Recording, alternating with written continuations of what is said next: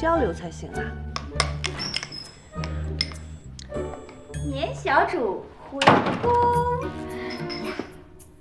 封贵人今日特意到唐人宫来看望本宫，多谢多谢。起来，给我让个地儿来。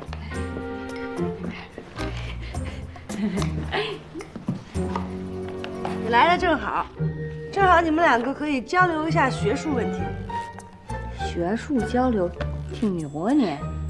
不是，我最近苦心钻研《男人和性》，写了一本心经。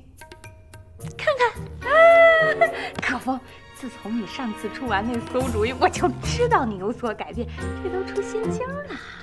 你能别再提上次那事儿吗？我这不是知错就改了吗？把我苦心钻研的心经拿出来跟你们分享。等咱把心经练好了，就去收复法海。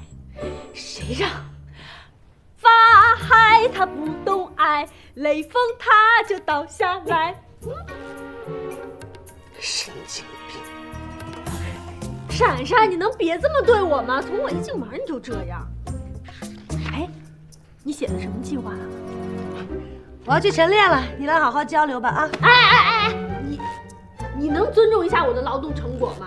我这一大早就过来，你就要跑？就是贱奴，你尊重一下人家封小主的劳动成果，还要把我的营养早餐给我准备好。你太得寸进尺了你！人家这跑了一早上多累呀，哪有力气准备早餐啊？你就帮帮忙啊！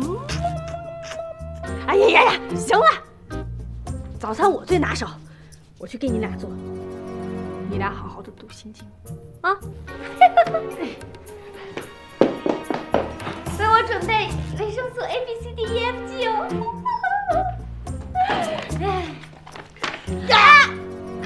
谁叫你理他的？哎呀，你个死贱奴，你给我放手！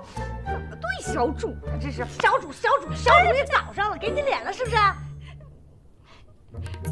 你是小主，哎呀，打死我了！多，男人都是用下半身思考問題的。